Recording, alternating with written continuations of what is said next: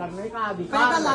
ये डेमोक्रेसी के लिए बड़ा खतरनाक दौर है और मुल्क बड़े नाजुक दौर से गुजर रहा है और वकील सबसे ज्यादा इम्पोर्टेंट कम्युनिटी है इस पूरे देश में। दुर्भाग्य कि एक वक्त था आजादी के बाद हर वकील के कहते हैं पार्लियामेंट का चुनाव लड़ता था, एमएलए होता था। आज गुंडे लुच्चे लफंगे लड़ रहे हैं। हम क्रिटिसाइज करते हैं, एक आदमी लाखों करोड़ों रुपए फीस लेने वाले लोग हिम्मत नहीं जुटा सकते, उनके लिए पैसा अलग है, जन सेवा नहीं है। Number 2, EVM. जब आप जानते हैं पेट्रोल को कंट्रोल किया जा सकता है रिमोट से, ये बहुत आम है, तो क्या एक आदमी बाहर बैठ के कहते जो ईवीएम का रिमोट है उसको कंट्रोल नहीं कर सकता?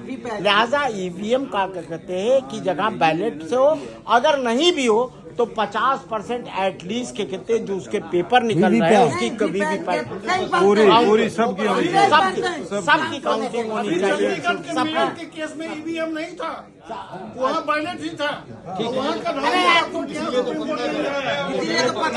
अरे ईवीएम पकड़ दी जाती है। मेरा ये है कि दोनों चीज के हम समर्थन।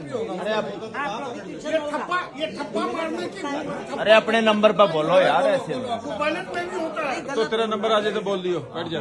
त्यागी जी को बोलने दो, बोलिए त्यागी जी। अरे सुनने दे, आप सुनने दे, बैठ जा।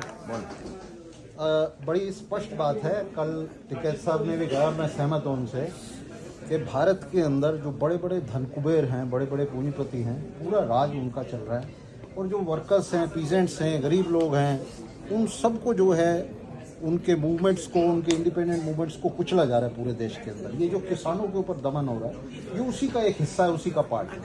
1947 में भारत के पूंजीपतियों ने ब्रिटिश पूंजीपतियों से भीख में ये सत्ता ली थी, समझौता करके, हमारे स्वतंत्रता संघर्ष के साथ गद्दारी करके, मैं नाम नहीं लेना चाहूँगा, उन्होंने सत्ता ली थी। और उसके 1947 के बाद जिस किस्म का राज कायम किया है, आज हम बार बार कह रहे हैं डेमोक्रेसी डेमोक्रेसी, हम कॉन्स्टिट्यूशन में डेमोक्रेसी ढूंढ रहे हैं, पार्लियामेंट में, सुप्रीम कोर्ट।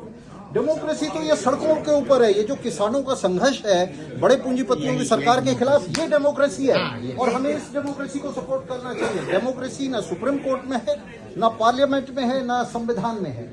ये सब किताबी बातें हैं और हम वकील होने के नाते देख रहे हैं इसको।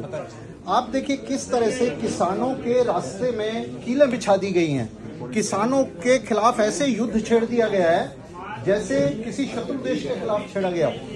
तो ये जो सरकार है, ये निश्चित रूप से एक मुट्ठी भर लोगों की सरकार है जो पिरामिड के ऊपर बैठे हुए हैं, टॉप पे बैठे हुए हैं।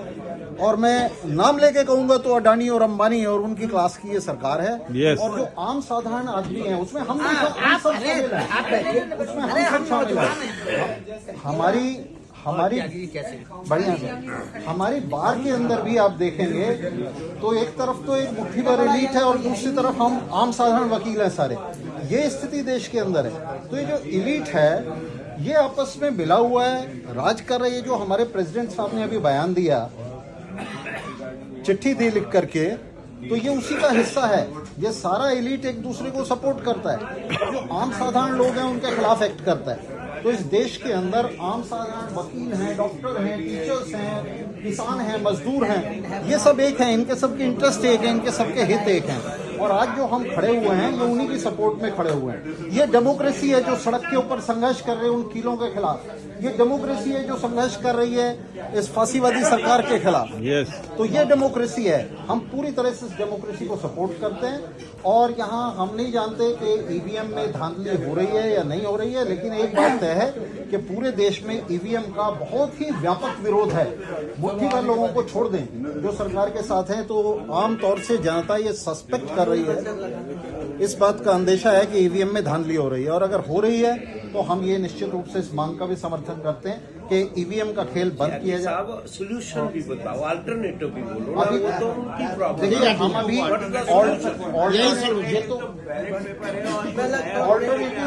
बोलो ना, ओपिनियन बनाते हैं। जी ये जो संघर्ष है, ये जो किसानों का संघर्ष है, ये जो हमारा संघर्ष है, हम भी ये संघर्ष कर रहे हैं, बोल रहे हैं, रेजोल्यूशन डाल रहे हैं। तो ये जो संघर्ष है इसको आगे बढ़ाया जाए, मिलकर इसको आगे बढ़ाया